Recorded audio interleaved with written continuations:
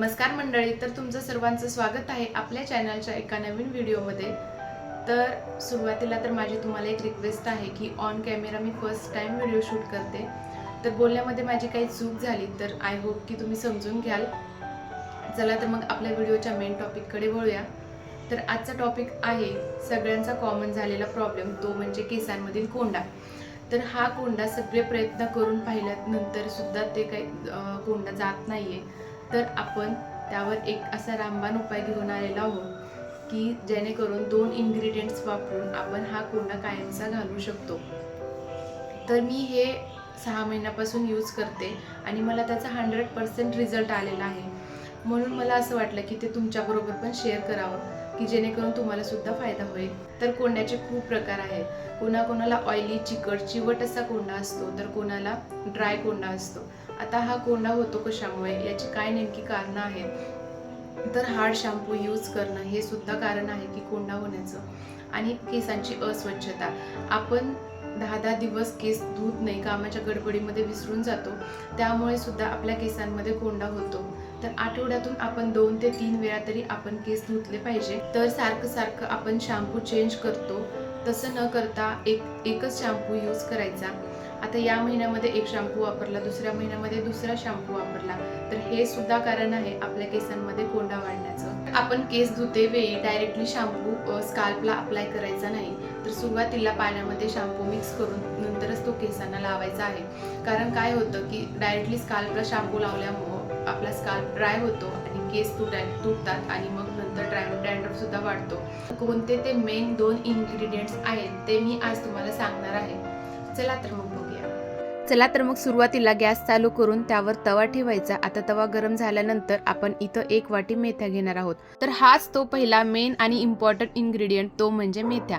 तर मेथ्या या आपल्या कोंड्यासाठी खूप गुणकारी आहेत। मेथीमध्ये अँटी फंगल आणि अँटीबॅक्टेरियल गुणधर्म असतात, जे कोंडा निर्माण करणाऱ्या जंतूंना नियंत्रित करण्यास मदत करतात। ड्राय स्काल्पमुळे होणारा कोंडा कमी करण्यासाठी मेथी नैसर्गिकरित्या ओलावा टिकवून ठेवते, म्हणजेच मेथी ही स्काल्पमध्ये मॉइश्चर टिकवून ठेवण्याचं काम करते। मेथी डॅन्ड्रफमुळे जी स्काल्पची जळजळ आणि खाज होते ती कमी करण्यास मदत करते। मेथीमध्ये प्रोटीन आणि निकोटिनिक ॲसिड असल्यामुळे केसांच्या मुळांना पोषण मिळते, त्यामुळे आपले केस मजबूत राहतात। मेथीमुळे स्काल्प हेल्दी होतो, त्यामुळे केस गळती सुद्धा कमी होते। असे मेथीचे खूप सारे फायदे आहेत। चला तर मग आता आपण इथं मेथ्या भाजल्या होत्या, छान लालसर रंग येईपर्यंत या मेथ्या भाजून घ्यायच्या आहेत आणि त्यानंतर थंड झाल्यानंतर एका मिक्सरच्या जारमध्ये काढून आपल्याला त्याची पावडर बनवून घ्यायची आहे। तर या मेथ्यांची अशी फाईन पावडर बनवून घ्यायची आहे आणि आता ही एका काचेच्या भरणीमध्ये स्टोअर करून ठेवली तर ही 1 महिनाभर आरामशीर चालते।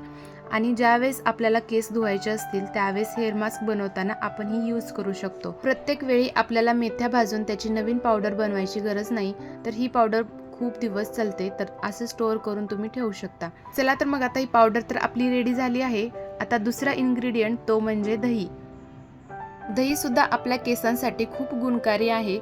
दह्यामध्ये सुद्धा अँटीबॅक्टेरियल गुणधर्म असतात आणि मोठ्या प्रमाणात व्हिटॅमिन असतात, त्यामुळे केसांमधील डॅन्ड्रफ आणि खाज येणे अशा समस्येवर दही उपयुक्त ठरतं। त्यात फॅटी ॲसिड असल्यामुळे केस निरोगी राहतात। दह्यामुळे केसांच्या वरील भागावर एक प्रोटेक्शन लेयर तयार होतो आणि आपले केस हेल्दी होतात। तर मी इथं अर्धी वाटी दही घेतलं होतं आणि त्यामध्ये 2 चमचे पावडर टाकली आहे। जी आपण आता मेथ्याची पावडर बनवली होती ती 2 चमचे पावडर टाकून ते व्यवस्थित मिक्स करून घ्यायचं आणि केसांमध्ये असं स्काल्पला अप्लाय करायचं।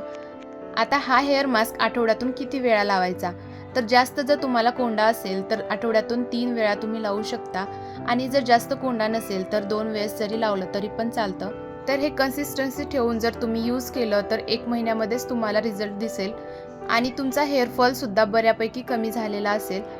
तर ही होम रेमेडी डॅन्ड्रफवर 100% काम करते, कारण मला एक्सपिरियन्स आहे, मी 6 महिन्यापासून ते यूज केलं होतं। त्याला तर मग आता हे सगळ्या केसांना अप्लाय करून झाल्यानंतर केस वरती बांधून ठेवायचे।